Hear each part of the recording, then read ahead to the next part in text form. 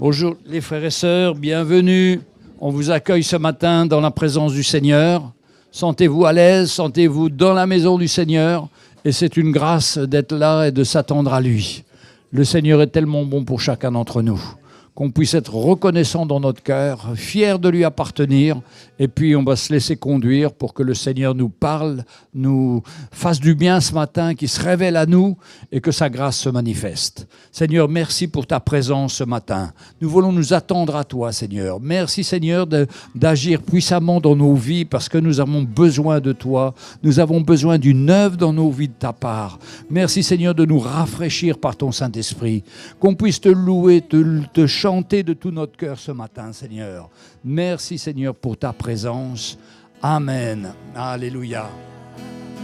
Nous t'adorons, Jésus. Alléluia.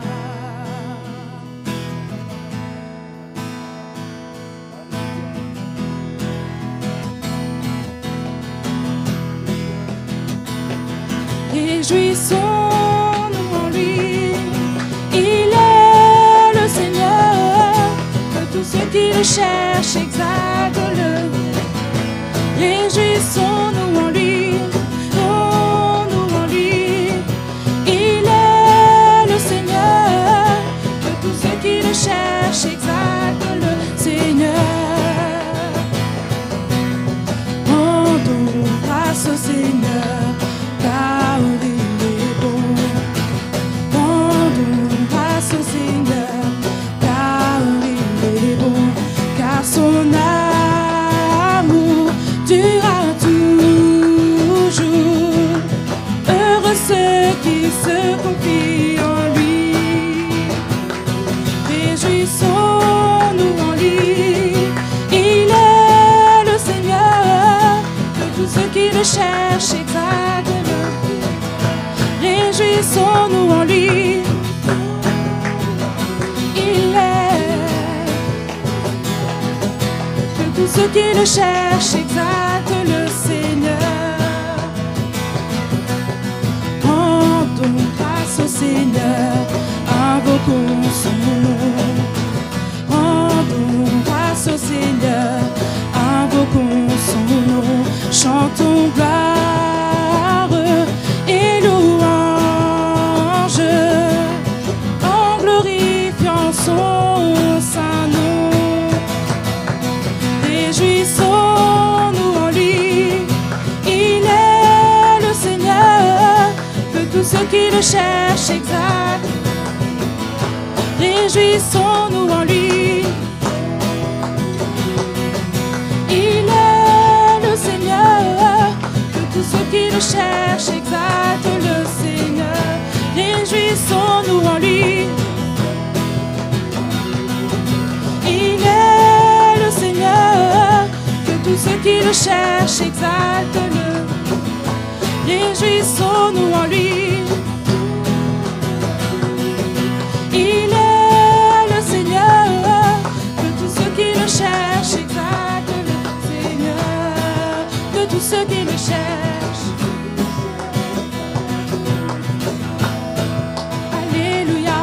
Que tous ceux qui le cherchent exaltent le Seigneur. Alléluia.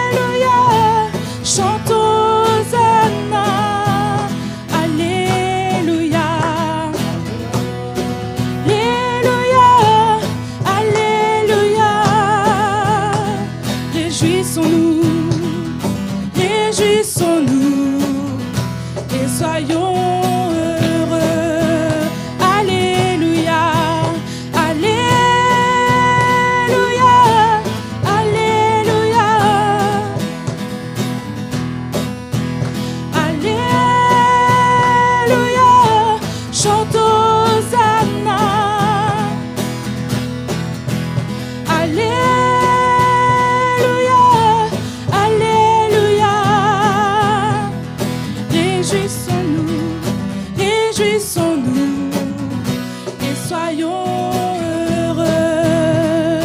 C'est la journée que le Seigneur a fait. Réjouissons-nous et soyons heureux.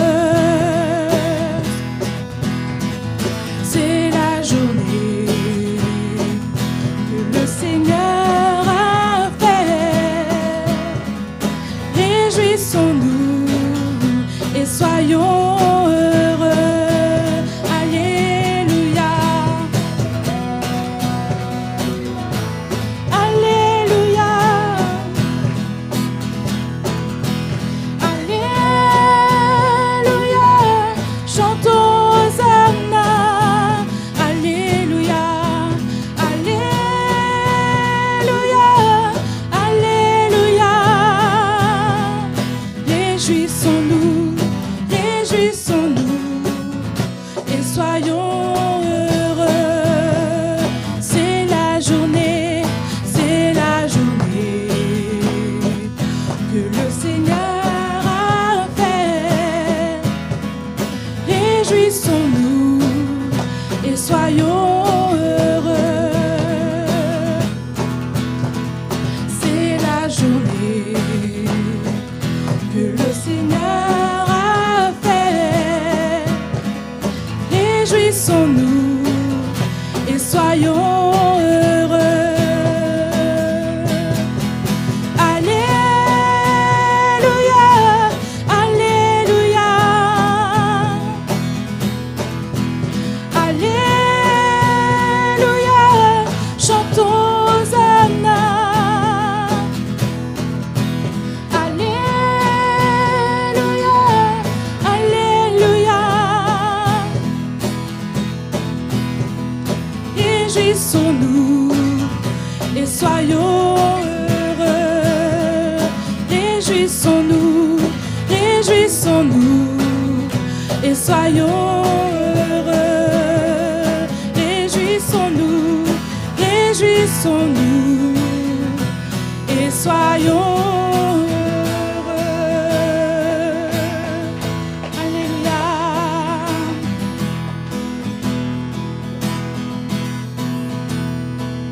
Te dire merci, oui je veux te dire merci. Te dire merci, oui je veux te dire merci. Te dire merci, oui je veux te dire merci. Te dire merci, oui je veux te dire merci. Merci Seigneur.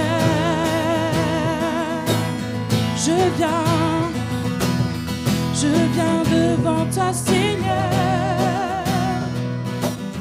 Aujourd'hui je ne désire qu'une seule chose, te dire merci. Te dire merci pour ce que tu m'as donné, pour tous les bienfaits que je ne vois pas. Te dire merci. Te dire merci avec mes louanges, de reconnaissance et mes mains levées, je te bénirai. Te dire merci, oui je veux te dire merci. Te dire merci, oui je veux te dire merci. Te dire merci, te dire merci, oui je veux te dire merci. Te dire merci, oui je veux te dire merci.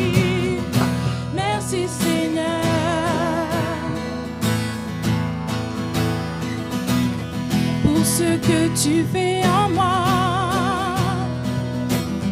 Tu as chassé les ténèbres de ma vie. Te dire merci.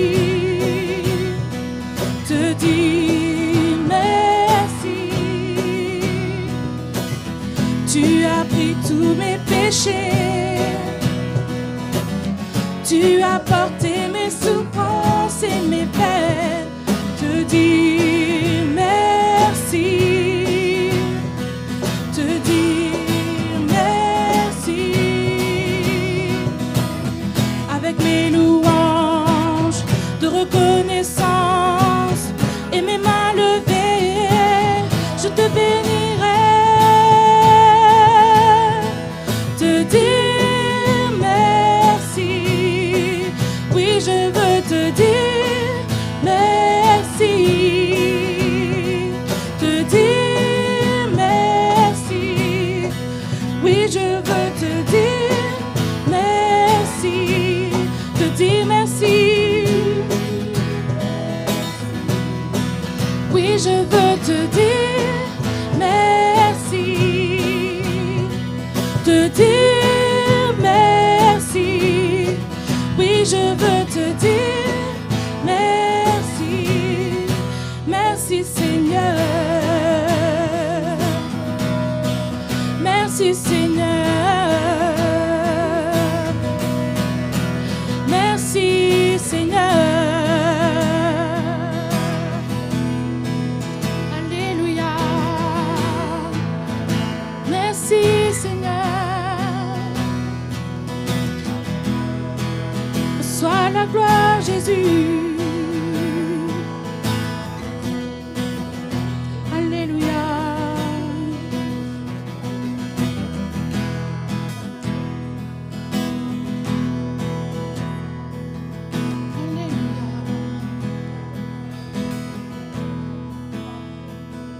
Merveilleux est notre Dieu. Tu es bon et tu fais de grands prodiges. Nous élevons ton nom si grand. Prosternés, nous t'adorons. Merveilleux est notre Dieu. Tu es bon et tu fais de grands prodiges. Nous élevons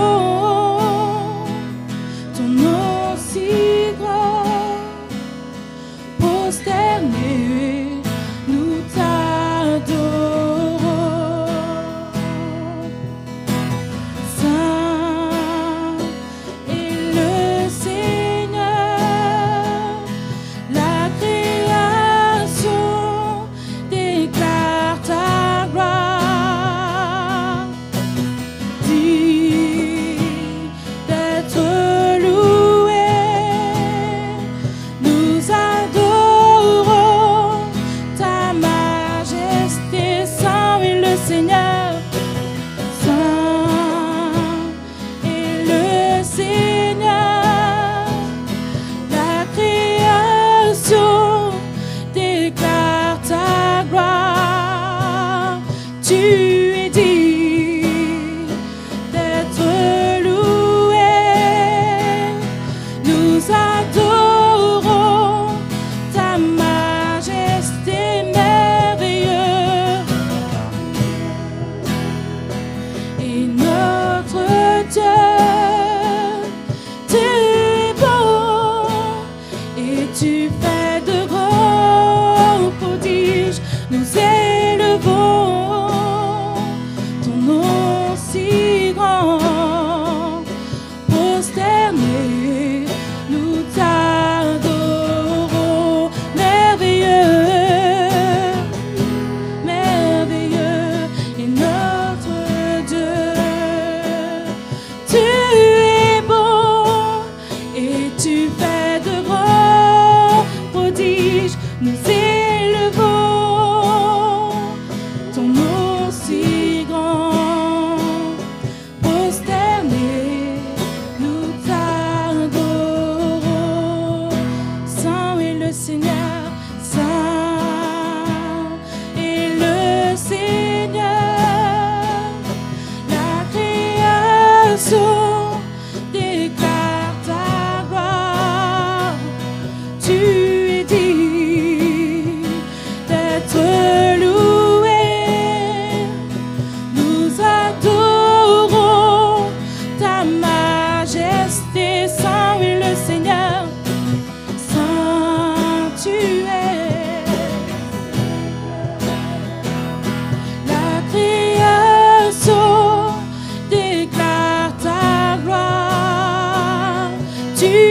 mériter d'être loué. Nous adorons ta majesté, merveilleux, merveilleux est notre Dieu. Tu es beau et tu fais de grands prodiges. Nous élevons ton nom si grand, prosterné. Nous t'adorons. Merveilleux, merveilleux est notre Dieu. Tu es beau et tu fais de grands prodiges. Nous élevons ton nom si grand, prosterné.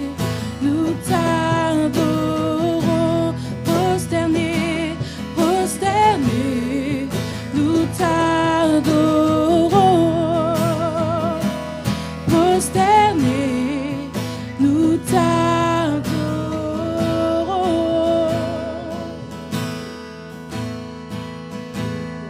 Alléluia. Nous t'adorons, Seigneur. T'élevons, Jésus. Alléluia.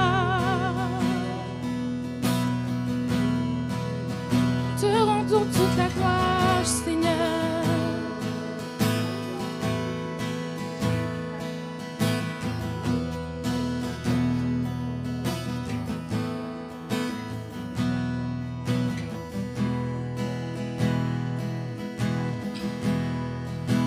Seigneur, nous t'adorons.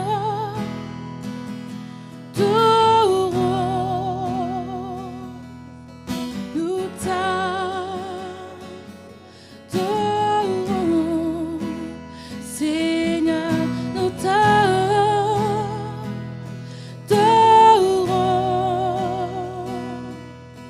Nous t'adorons. Car ton nom est saint, est saint, Seigneur. Car ton nom est saint, est saint, Seigneur, Seigneur, Seigneur, nous t'adorons.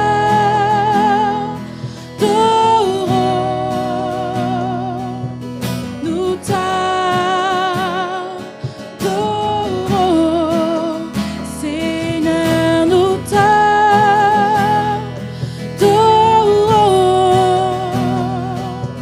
Nous t'adorons. Car ton nom est saint, est saint, Seigneur.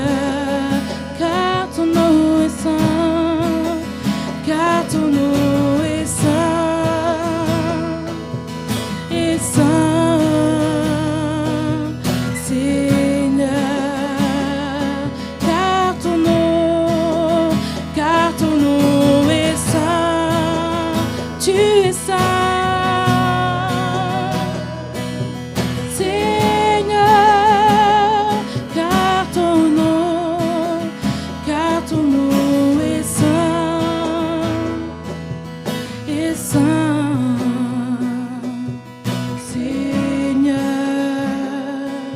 Seigneur, Seigneur, nous t'adorons.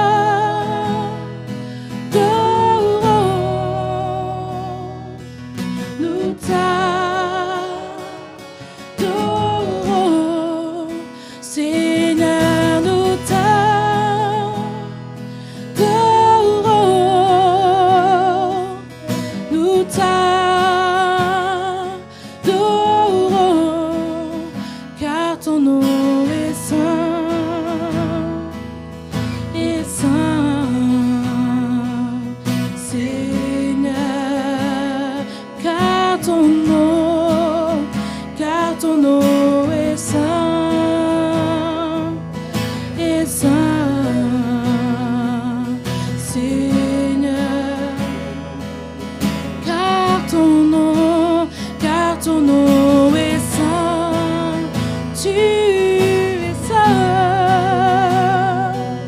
Seigneur, car ton nom est saint,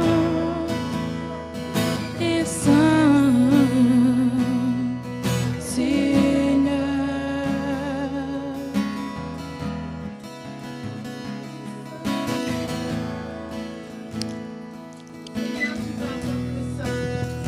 Seigneur, tu veux que nos cœurs resplendissent devant toi.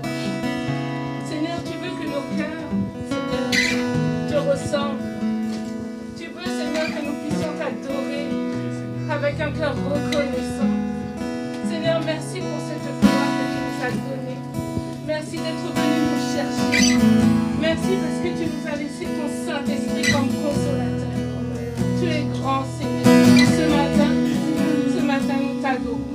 Ce matin, Seigneur, c'est devant toi que nous voulons nous prosterner. Nous voulons que nos cœurs se relâchent devant ta face. Ce matin, Seigneur, que nos cœurs te ressemblent, Seigneur Jésus.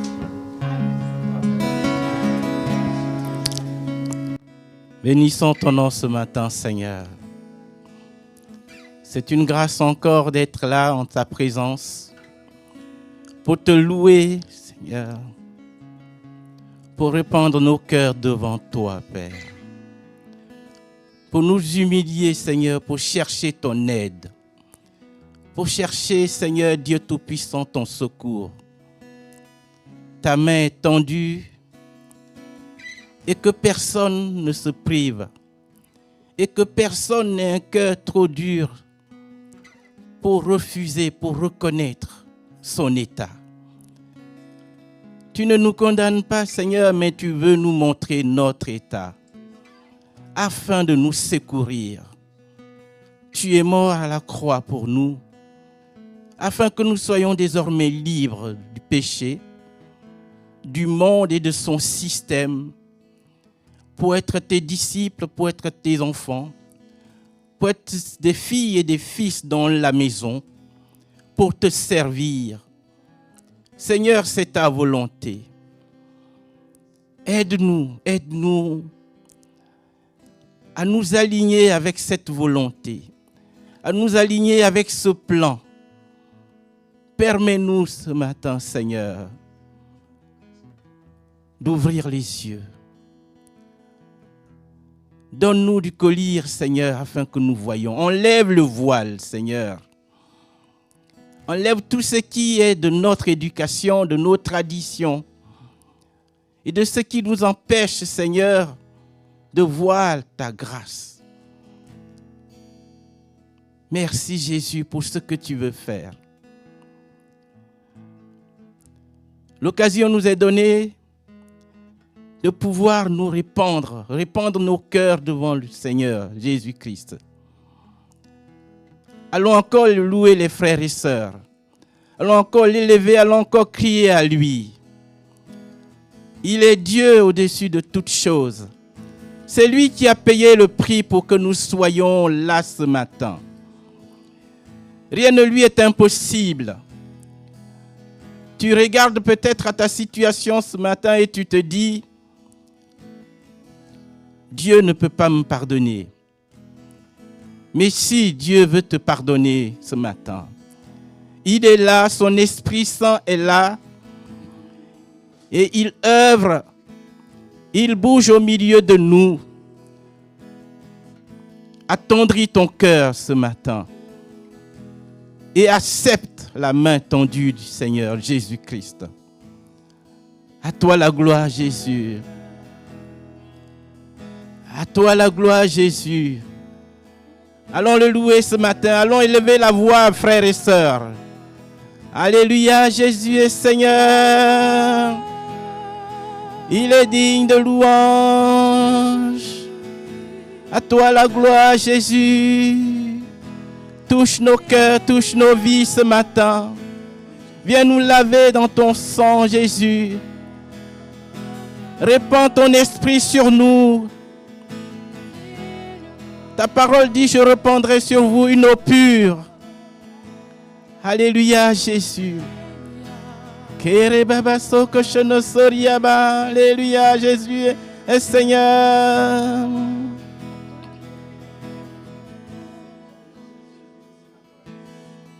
Allons chanter encore, mes frères et sœurs. Allons chercher la face du Seigneur ce matin. Il est là.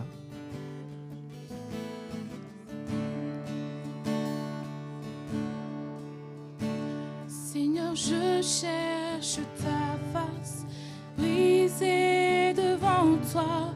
Je n'ai qu'un seul désir. Allons chanter. Allons chanter ce chant. Où on dit on cherche la face du Seigneur.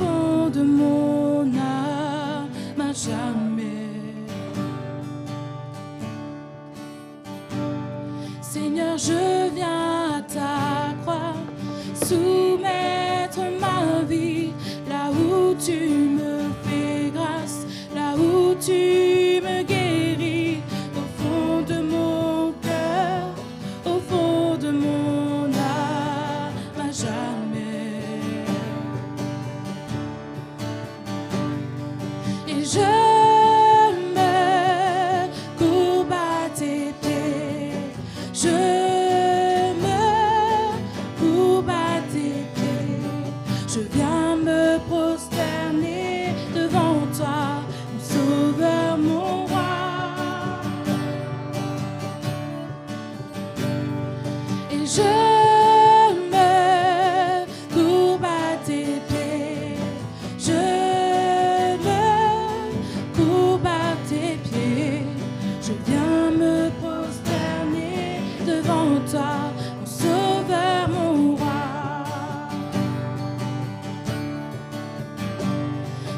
je cherche ta face, brisée devant toi. Je n'ai qu'un seul désir, c'est t'aimer, t'adorer, du fond de mon cœur, du fond de mon âme, à jamais.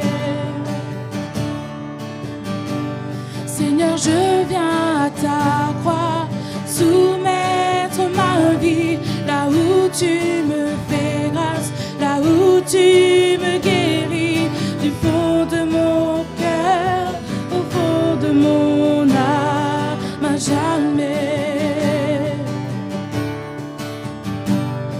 Et je me courbe à tes pieds, je me courbe à tes pieds, je viens me prosterner devant toi, mon sauveur, mon roi. Et je me courbe à tes pieds, je me courbe à tes pieds, je viens me prosterner devant toi, mon sauveur, mon roi. Et je me courbe, et je me courbe à tes pieds, je me courbe à tes pieds, je viens me prosterner devant toi, mon sauveur, mon roi. Et je me courbe à tes pieds, je me courbe à tes pieds, je viens me prosterner devant toi, je viens me prosterner devant toi, je viens me prosterner devant toi, mon sauveur, mon roi. Seigneur, nous bénissons ton nom. Oui, nous venons ce matin nous prosterner devant toi, Seigneur. Nous voulons nous humilier devant toi, Seigneur. Enlève l'orgueil qui nous empêche de nous rapprocher de toi, de nous humilier. Seigneur, nous avons besoin de toi. Et nous voulons le réaliser dans nos cœurs, au plus profond de nous-mêmes, Seigneur. Donne-nous d'être sincères avec nous-mêmes, de ne pas se séduire, de ne pas se tromper. Parce que nous avons besoin de toi et sans toi, nous sommes perdus, Seigneur. Aide-nous ce matin. Enlève la dureté de cœur.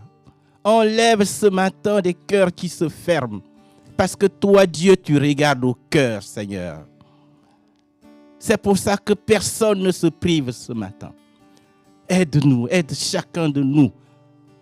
Aide mes frères et sœurs à reconnaître ta Seigneurie. À toi la gloire, Jésus. À toi la gloire, Jésus. Sois magnifié, sois glorifié, Jésus. Prends toute la place ce matin, Jésus. Prends toute la place, Jésus. Béni soit ton Saint-Nom, Seigneur. Toi qui es Dieu au-dessus de toutes choses. Rien n'est impossible, Père. Ta parole va venir ce matin, Seigneur. Une épée à double tranchant, Seigneur, qui va séparer ce qui est vil, Seigneur, de ce qui est bon, Seigneur. Ouvre nos cœurs afin de recevoir de toi. Merci, Jésus. Bienvenue les frères et sœurs. Quelle grâce de pouvoir louer le Seigneur et de nous attendre à lui, de lui faire entièrement confiance.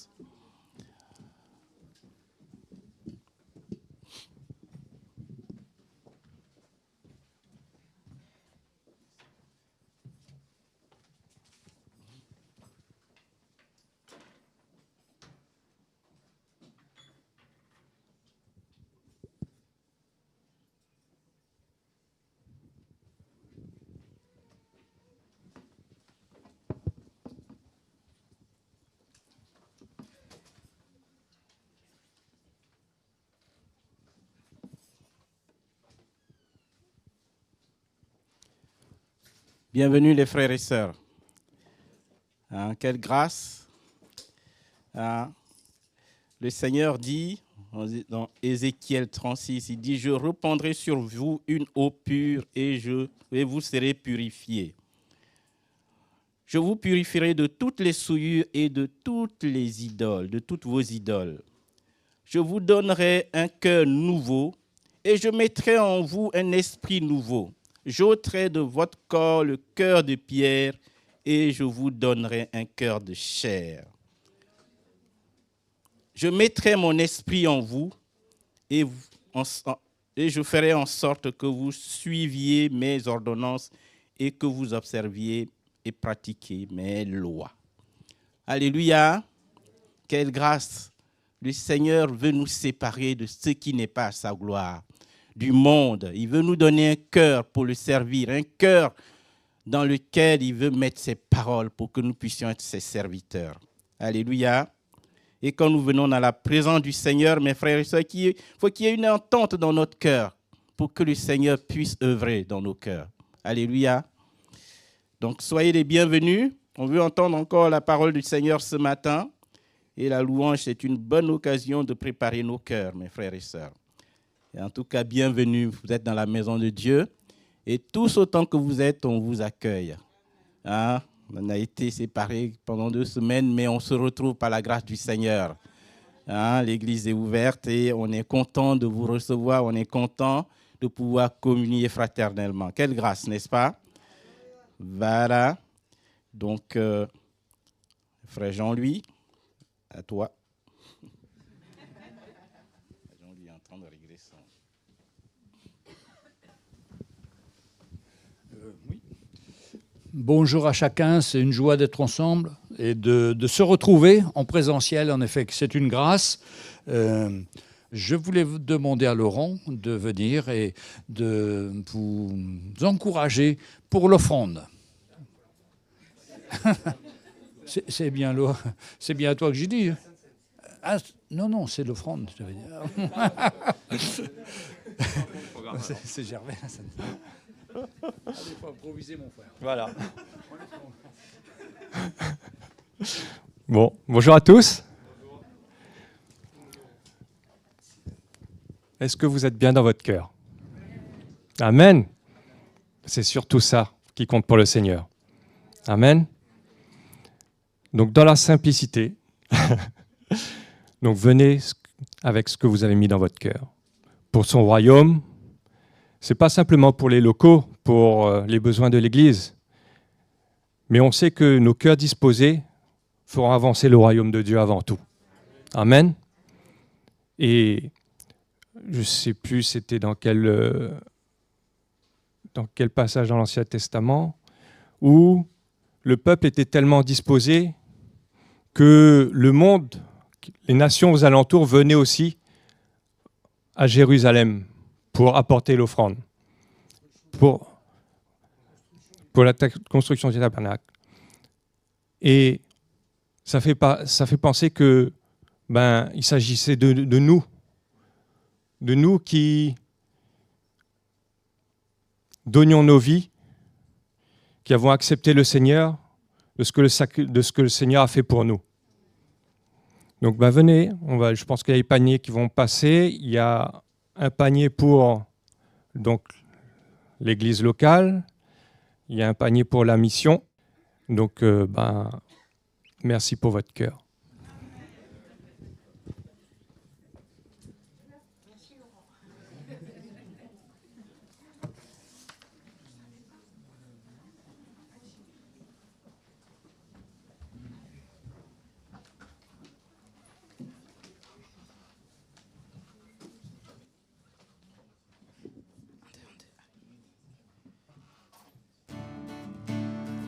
La joie du Seigneur sera ma force. Je ne crains rien, je ne chancelle point. Il est mon berger, non je ne crains rien. La joie du Seigneur est ma force. La joie du Seigneur sera ma force. Je ne crains rien, je ne chancelle point. Il est mon berger, non je ne crains rien.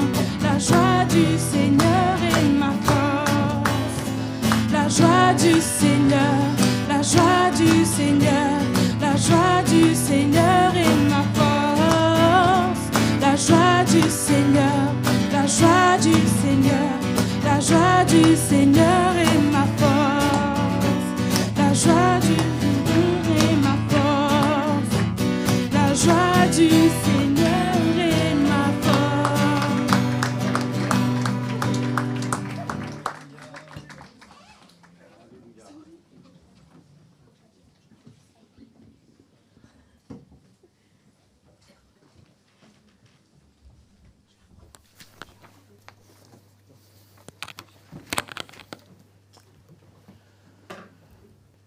Eh bien, on va ouvrir la parole du Seigneur ensemble. Et je voudrais lire dans l'Ancien Testament. Alors, vous me direz, pourquoi le pasteur nous lit toujours dans l'Ancien Testament ?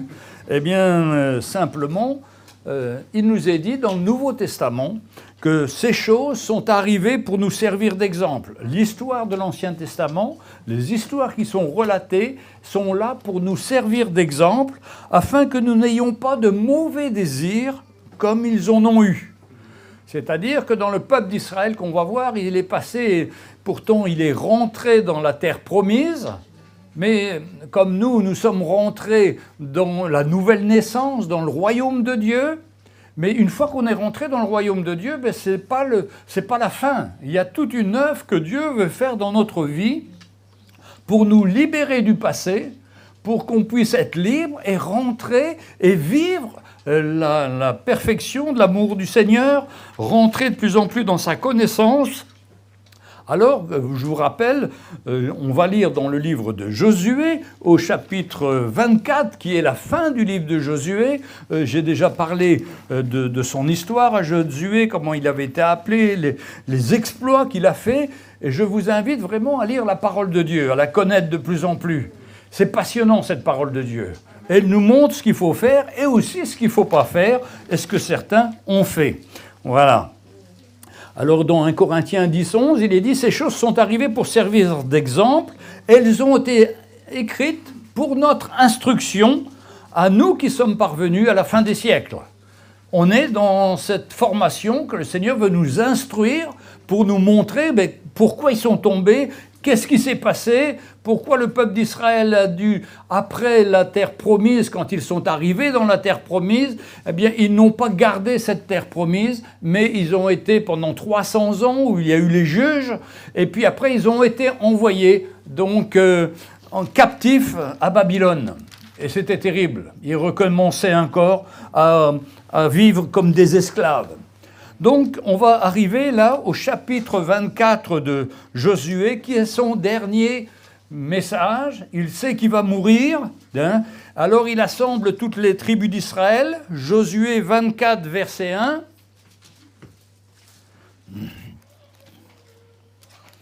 Et il va faire son dernier discours. Il va appeler tout le peuple et il va leur parler clairement. Et quand ils font dans le Moyen-Orient, toutes les fois qu'il y a quelque chose d'important comme ça, ils regroupent le peuple et ils refont l'histoire du peuple d'Israël. Alors on ne va pas le faire ce matin, mais à partir du chapitre 24, il va prêcher, il va parler de Abraham, père de Nachor, habitait anciennement de l'autre côté du fleuve, et il servait d'autres dieux. Il servait des faux dieux. Il servait des dieux qui n'avaient pas de valeur, qui n'existaient pas, des dieux imaginaires. Et puis, Dieu va sortir Abraham et va l'envoyer déjà dans la terre promise, va lui montrer le plan qu'il a pour son peuple, afin qu'il soit un instrument pour le Seigneur. Et puis, on va arriver jusqu'à Josué. Je vous rappelle, Josué, ça veut dire Jésus. C'est son nom, c'est la signification de Jésus. Josué a fait rentrer le peuple d'Israël dans la terre promise. Jésus nous fait rentrer dans le royaume de Dieu. Et il y a des comparaisons comme ça, et c'est pourquoi qu'en lisant l'Ancien Testament, les choses qui se sont passées sont pour notre édification et pour qu'on comprenne mieux les pièges et les situations qui peuvent nous arriver. Alors, bon, là on va maintenant, c'est la fin de la vie de Josué, verset 14, et il va leur dire, il va leur donner en quelque sorte son testament. Maintenant, verset 14 du chapitre 24 de Josué, « Maintenant craignez l'Éternel et servez-le avec intégrité et fidélité. Faisons disparaître les dieux qu'ont servi nos pères de l'autre côté du fleuve et en Égypte, et servez l'Éternel. Et si vous ne trouvez pas bon de servir l'Éternel, choisissez aujourd'hui qui vous voulez suivre. Ou les dieux que vos pères servaient au-delà du fleuve, c'est-à-dire en Égypte, ou les dieux des Amoréens dans le pays duquel vous habiterez, mais moi et ma maison, nous servirons l'Éternel. » Lui, il a ce plan et cette vision dans son cœur. C'est pourquoi nous, adultes, mes frères et sœurs, aujourd'hui, peut-être nos enfants sont petits, on peut les enseigner dans les voies du Seigneur, mais peut-être aussi qu'on a connu le Seigneur alors que nos enfants étaient majeurs, étaient indépendants, avaient déjà quitté la maison. Mais ça n'empêche pas qu'on peut prier pour eux, pour s'attendre au Seigneur, que le Seigneur puisse les changer, les transformer et les amener à rencontrer le Seigneur. Quand il dit « Moi et ma maison, nous servirons l'Éternel », c'est le souhait de son cœur et c'est le souhait que chacun d'entre nous doit avoir pour ses enfants, pour ses petits-enfants, pour ses parents, pour ses grands-parents, c'est-à-dire pour notre famille. Et pour ça, on doit prier avec foi, s'attendre au Seigneur pour nos familles, chacun d'entre nous. Je suis au départ le seul converti de ma famille, mais mon papa s'est donné au Seigneur. Mon frère, après, fait des démarches avec le Seigneur, même si ce n'est pas encore bien, mais je continue à prier pour lui. Mais du côté de la famille de ma femme, ils sont tous au Seigneur. En tous les cas, les parents, les enfants. Maintenant, les petits-enfants, c'est pas sûr. Ça, je ne les connais pas. D'ailleurs, ils sont tellement nombreux. Il y avait 6 enfants, dont un des fils a eu 11 enfants. Alors, vous voyez, quand ils viennent me saluer, je viens bouger, mais tu t'appelles comment? Mais quelle famille? Mais Jean-Louis, t'es mon oncle. Ah ben, je savais, oui, c'est vrai, je veux bien croire, mais comment tu t'appelles? Mais bon, le but que l'on prie aussi pour ces petits-enfants, c'est qu'ils connaissent le Seigneur. Et malheureusement, ce n'est pas gagné d'avance. Sonia a un frère qui était pasteur, il a eu 4 enfants, aucun de ses enfants ne sont au Seigneur. Par contre, il a adopté 2 jeunes filles qui étaient des orphelines, abandonnées. Ces jeunes filles ont été reçues dans la famille du pasteur qui les a élevées en plus de ses 4 enfants. Et ces 2 jeunes filles se sont données au Seigneur, ont fait des grandes études, ont servi le Seigneur. Et aujourd'hui, dans sa famille, où donc il y a eu 4 enfants naturels et puis 2 adoptions, il n'y en a que les 2 adoptions qui ont donné leur cœur au Seigneur. Et pourtant, ils ont prié, pourtant, ils se sont attendus au Seigneur. On ne peut pas influencer nos enfants. Quand ils sont petits, on peut les amener dans le plan du Seigneur, mais c'est leur choix. Parce que Dieu a des enfants et pas de petits-enfants. Et vous verrez que le peuple d'Israël, la première génération qui ont connu Josué, qui ont connu l'homme droit qui était Josué, qui était le serviteur de Dieu, la première génération, jusqu'à leur mort, ils ont à peu près servi le Seigneur. Malheureusement, la génération qui s'est levée après, ils ne connaissaient pas le Seigneur. Pour ça que ce n'est pas gagné, mes frères et sœurs. Et que c'est notre prière à nous tous les jours pour nos enfants et nos petits-enfants, pour qu'ils grandissent dans les voies du Seigneur. Et il ne faut pas désespérer. Vous avez dit, mon papa s'est donné au Seigneur à 90 ans, c'est-à-dire 4 mois avant de mourir, mais il s'est donné au Seigneur, gloire au Seigneur, et il est né de nouveau. Et je sais qu'il est avec le Seigneur au ciel. Donc jusqu'au dernier souffle, il y a de l'espérance. Vous vous rappelez, le bandit sur la croix, jusqu'à son dernier souffle, c'est là qu'il a donné son cœur à Dieu. Il n'avait aucune œuvre pour se reposer, mais Dieu lui a dit, aujourd'hui même, tu seras avec moi dans le paradis. Donc nos œuvres, c'est simplement, ça nous suit, des œuvres que Dieu a préparées d'avance, mais il y a des gens, s'ils donnent leur cœur au dernier moment, bien Dieu les sauve dans sa grâce, et ils sont pour toujours avec le Seigneur. Alors, et si vous ne trouvez pas bon de servir l'Éternel, choisissez aujourd'hui qui vous voulez servir. Ou les dieux que servaient vos pères au-delà du fleuve, ou les dieux des Amoréens dans le pays duquel vous habitez. Moi et ma maison, nous servirons l'Éternel. Ça doit être mon leitmotiv tous les matins quand je me lève. Seigneur, je veux te servir aujourd'hui et je veux être ton instrument. Le peuple répondit et dit, « Loin de nous la pensée d'abandonner l'Éternel et de servir d'autres dieux. Ah non, on ne fera pas ça. Car l'Éternel est notre Dieu. C'est lui qui nous a fait sortir du pays d'Égypte, de la maison de servitude, nous et nos pères. » Vous voyez, quand ils sont sortis du pays d'Égypte, ils étaient esclaves là-bas. Quand nous sommes sortis du monde, du péché, nous étions esclaves du péché, pareil à eux. Et Dieu nous a libérés. Nous et nos pères, c'est lui qui a opéré sous nos yeux des grands prodiges. Il n'y a pas de plus grand miracle qu'une conversion. Que quelqu'un qui ne connaît pas le Seigneur et tout d'un coup ses yeux s'ouvrent, il accepte le Seigneur. Bien sûr, il y a des miracles dans la guérison. Dieu est un Dieu qui guérit, Dieu est un Dieu qui intervient dans la vie de chacun. Mais le plus grand miracle, c'est celui qui fait d'un homme un païen et qui devient un chrétien et un serviteur du Seigneur. Et c'est à cela donc que nous sommes appelés. Alors, et ils promettent, ah oui, nous et nos pères, c'est lui qui a opéré sous nos yeux des grands prodiges, qui nous a gardés pendant la route que nous avons suivie parmi tous les peuples, au milieu duquel nous avons passé. Il a chassé devant nous tous les peuples, alors ils disent, au verset 21, le peuple dit à Josué, non, car nous servirons l'Éternel, nous.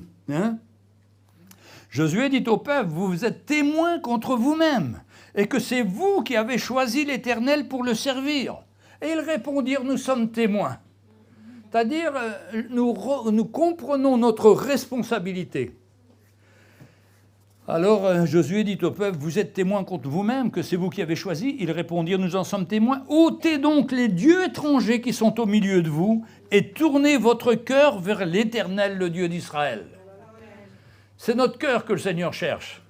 Mais pour ça, il nous demande d'enlever les dieux étrangers. Alors on dit, nous, on n'a pas de Dieu, nous, on est des civilisés, on n'a pas de Dieu. Mais il y a un Dieu qui s'appelle Mammon et qui nous guette tout le temps pour que nous devenions son esclave ou son serviteur. Et nous devons toujours veiller. Il y a les manifestations de la chair qui sont toujours en nous. Et le Seigneur nous demande de nous tenir pour le Seigneur, de marcher par l'esprit et de ne pas accomplir les désirs de la chair.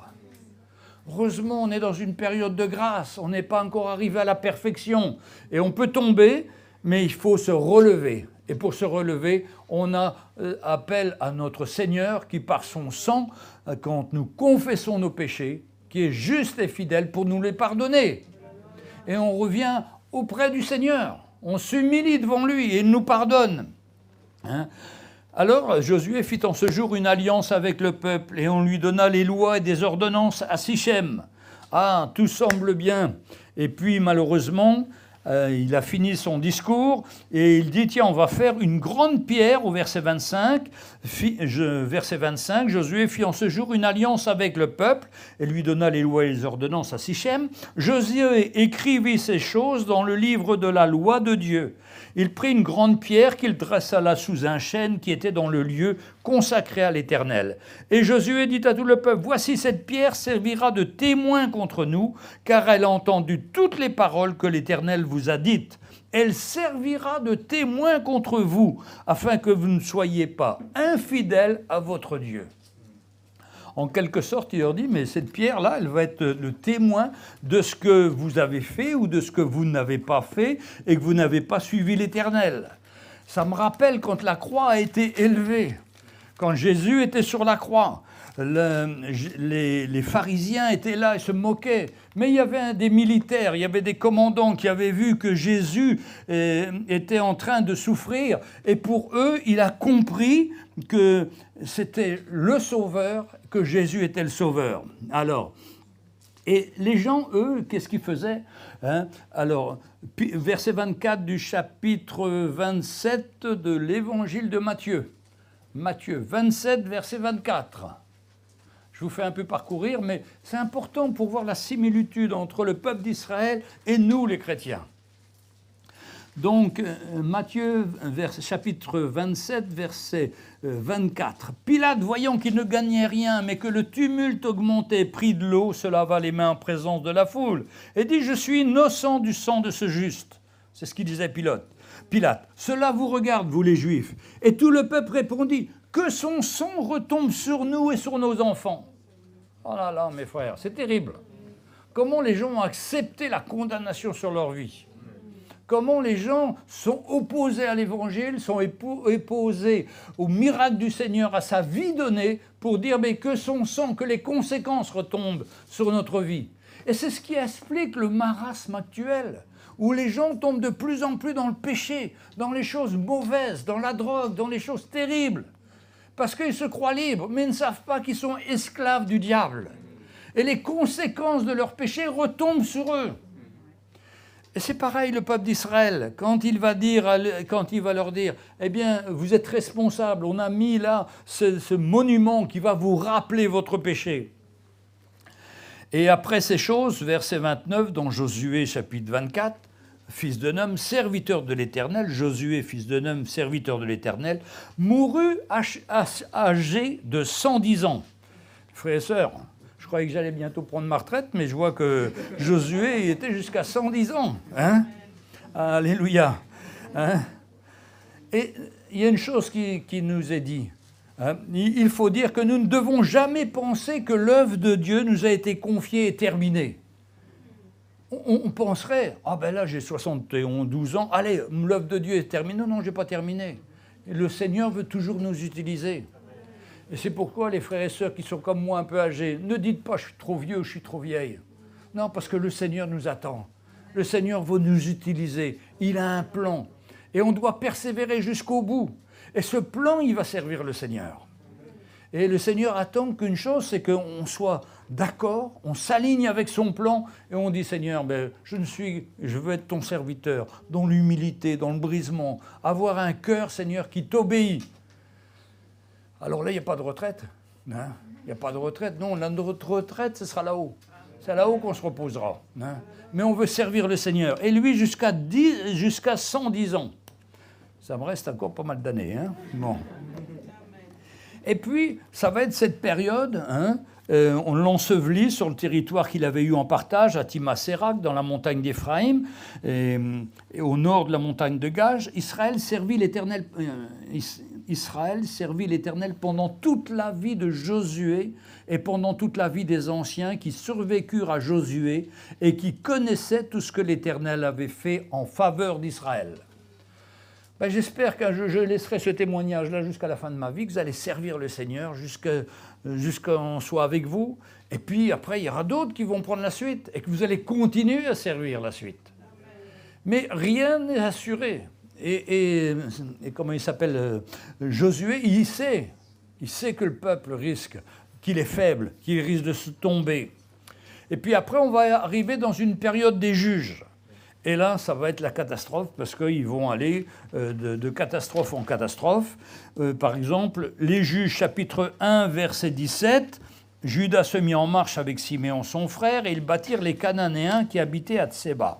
Ils dévouèrent la ville par interdit, et on l'appela Horma. » Au moins, le premier acte que fait Judas, la tribu de Juda, c'est de déclarer comme interdit cette ville de Horma. Et pour le peuple d'Israël, pour pas qu'il se mélange avec le peuple, Dieu avait dit, il faut que vous déclariez ces villes par interdit, c'est-à-dire que vous tuez tout ce qu'il y a. Vous ne gardez rien. Mais la page suivante, par exemple Zébulon, au verset 30, alors Zébulon ne chassa point les habitants du Kitron, ni les habitants de Nahalol, et les Canéens habitèrent au milieu de Zébulon, mais ils furent assujettis à un tribut. Ah, là, ils ont une autre idée.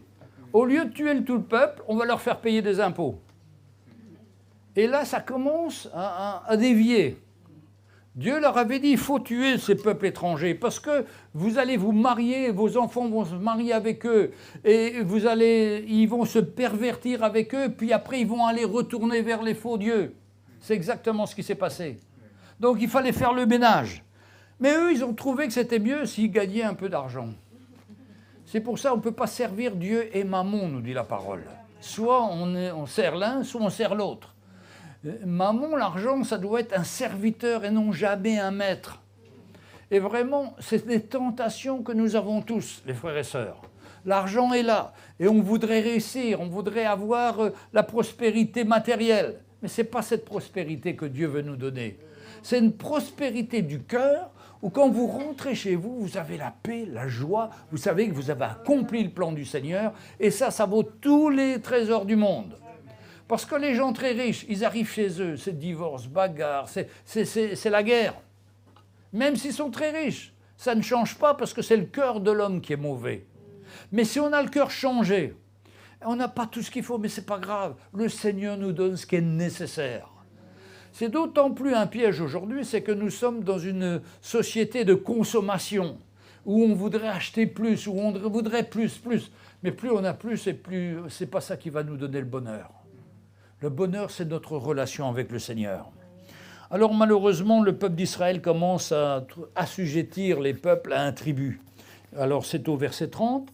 Après, un autre peuple, c'est Nephtali, au verset 33. Ils furent aussi, le peuple étranger, assujettis à un tribut. Au verset 35, ils furent aussi assujettis à un tribut, les Amoréens, qui étaient restés. Et la Bible nous dit, ne vous livrez pas à l'amour de l'argent. Contentez-vous de ce que vous avez, hein, car Dieu a dit, je ne te délaisserai pas, je ne t'abandonnerai pas. Ça doit être dans notre cœur, mes frères et sœurs. On ne court pas après l'argent parce que Dieu est fidèle. Dieu prend soin de ses enfants. Et il faut savoir se contenter de ce qu'on a, se contenter de ce que Dieu nous donne.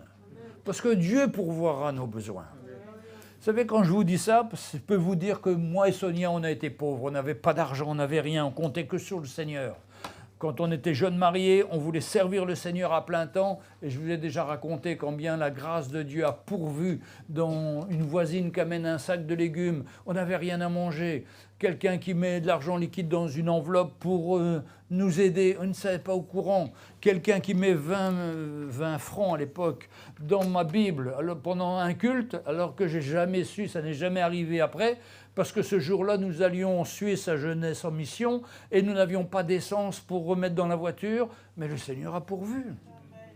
Mes frères et sœurs, il faut goûter à la grâce de Dieu. Parce qu'après, ça vous donne une assurance que Dieu s'occupe de nous, que Dieu pourvoit toujours à nos besoins. Parce que malheureusement, on a des budgets, on fait le budget, on arrive à la fin du mois, on fait zéro. Oh là là, qu'est-ce qui va se passer? J'ai fatigué ma femme pendant des années avec ça. Tous les mois, je faisais le budget, je disais à ma femme, on n'y arrivera pas, on n'y arrivera pas. Je dis, fais confiance au Seigneur. Elle avait une parole de foi toujours pour moi. Et quand j'ai fait confiance au Seigneur, eh bien, le Seigneur nous a aidés. On doit faire son budget pour avoir une idée de son budget. Mais ce qui nous manque, on fait confiance au Seigneur. Et le Seigneur, dans sa grâce, pourvoit. Il est un Dieu fidèle. Un jour, j'ai rencontré un frère qui avait 5 enfants. Il travaillait à la poste. Il n'avait pas un gros salaire. Il était comme postier, pas un gros salaire.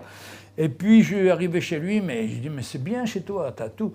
Oui, ma femme fait la couture, et ma femme fait les plats, des petits plats et tout. Et il m'a expliqué qu'il faisait son budget, et il avait peu de revenus, mais il avait fait un budget sérieux, si bien que ses enfants ne manquaient de rien. On a une responsabilité, les frères et sœurs. Ne croyez pas, on est très riches. Quand on va en Afrique, on est fini de voir que nos frères prient avant de manger pour avoir le repas de midi. Nous, c'est plein les frigos, dans le frigo. Quelle grâce on a de se connaître ce Seigneur, mais qu'on puisse non pas être esclave de l'argent, essayer de trouver des moyens d'assujettir pour avoir un tribut, pour avoir de l'argent. Alors déjà au chapitre 2, Israël puni pour sa désobéissance. Chapitre 2, un envoyé de l'Éternel monta à Gilgal, à Bokim, et il dit, « Je vous ai fait monter hors d'Égypte, et je vous ai amené dans le pays que j'ai juré à vos pères de vous donner. J'ai dit, jamais je ne romprai mon alliance avec vous. Et vous ne traiterez point l'alliance avec les habitants de ce pays. Vous renverserez leurs idoles, mais vous n'avez pas obéi à ma voix. Pourquoi avez-vous fait cela ? J'ai dit encore, je ne les chasserai point devant vous, mais ils seront à vos côtés, et leurs dieux vous seront un piège. » Lorsque l'envoyé de l'Éternel eut dit ces paroles à tous les enfants d'Israël, le peuple éleva la voix et pleura. Ils donnèrent à ce lieu le nom de Bokim, et ils offrirent des sacrifices à l'Éternel. Ah, on dirait qu'ils se redressent, ils offrent des sacrifices. Mais offrir des sacrifices, c'est comme participer à l'offrande. Si notre cœur est loin, ça n'a pas de valeur. Ce qu'il faut, c'est notre cœur. Avant les sacrifices, c'est d'avoir une vraie repentance. Eux, malheureusement, on va le voir après, ils ne se sont pas repentis. Ils ont fait un geste pour Dieu, en disant « oui, on a tort ». Oui, ils ont reconnu. Mais vous savez, ce que le Seigneur souhaite en nous, dans notre vie, c'est une vraie repentance dont on ne se repent jamais. Mais des excuses, des pardons, des petits gestes pour montrer que non, le Seigneur n'a pas besoin de la pitié de notre cœur. Il a besoin d'une vie changée, transformée, et on a besoin d'une vraie repentance. C'est-à-dire de nous humilier. Seigneur, j'ai été trop loin. Seigneur, je n'ai pas respecté ton plan. Seigneur, pardonne-moi. Et croyez-moi, si je suis ancien, moi, c'est parce que j'ai fait beaucoup d'erreurs. Mais de ces erreurs, je suis tombé, mais le Seigneur m'a toujours relevé. Parce qu'une chose qu'on doit savoir, c'est que pour chacun, Dieu est fidèle avec chacun. Toutes les fois que vous viendrez devant le Seigneur avec une vraie repentance pour lui demander pardon pour vos erreurs, eh bien, il vous pardonnera totalement et il effacera ses erreurs. C'est pour ça qu'on peut tenir. Sinon, si on ne vient pas dans une repentance, on dit « Oh oui Seigneur, je regrette, sorry », comme ils disent les Anglais, « sorry », ou à Maurice dit je ne sais pas, ils ont un mot aussi comme ça, allez. Oh ouais, excuse-moi. Non, mais ça ne change pas la vie, ça.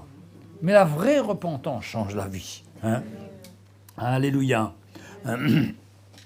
Alors, le drame, au chapitre 2, verset 10, « Toutes ces générations furent recueillies auprès de ses pères. Il se leva après elles une autre génération qui ne connaissait point l'Éternel, ni ce qu'avait fait Dieu en faveur d'Israël. » Les enfants d'Israël firent alors ce qui déplaît à l'Éternel, et ils servirent les Baals, et ils abandonnèrent l'Éternel, le Dieu de leur père, qui les avait fait sortir du pays d'Égypte. Et ils allèrent auprès d'autres dieux, d'entre les dieux, des peuples qui les entouraient. Ils se prosternaient devant eux, et ils irritèrent l'Éternel. Ils abandonnèrent l'Éternel, et ils servirent les Baals et les Astartés. Ah là là! C'est plus facile à se perdre que de trouver le Seigneur. C'est terrible. Donc c'était la génération d'après, celle qui n'avait pas connu Josué. Mais celle qui avait connu Josué se rappelait de l'homme de Dieu.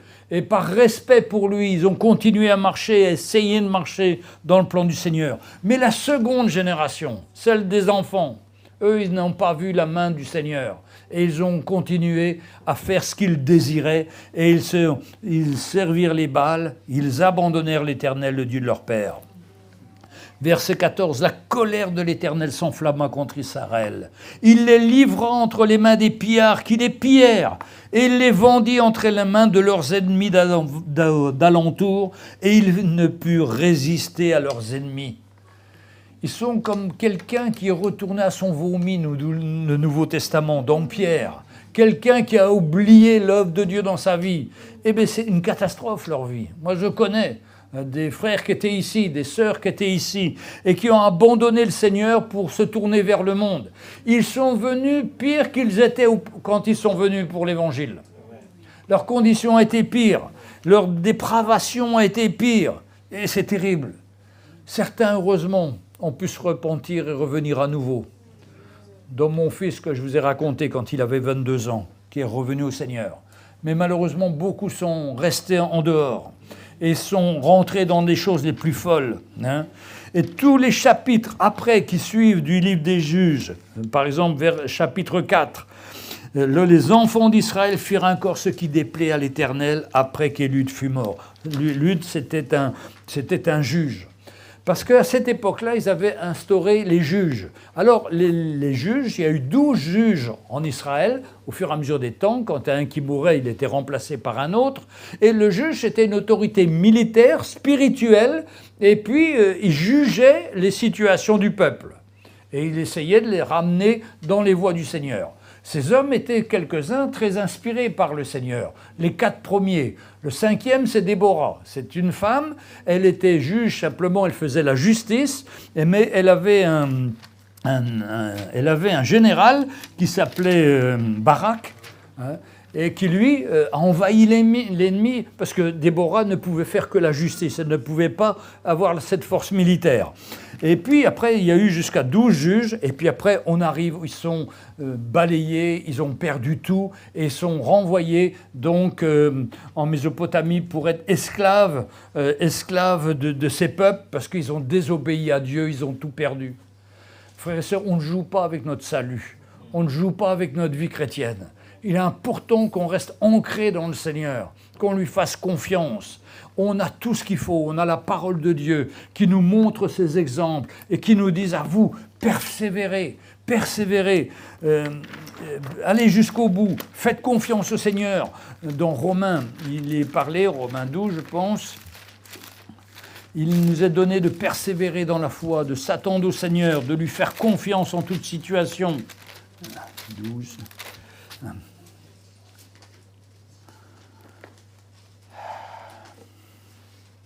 Bon, il y a beaucoup de passages, mais Romains 12. Je vous exhorte donc, mes frères, par les compassions de Dieu, à offrir vos corps comme un sacrifice vivant, saint, agréable à Dieu, et qui sera de votre part un culte raisonnable.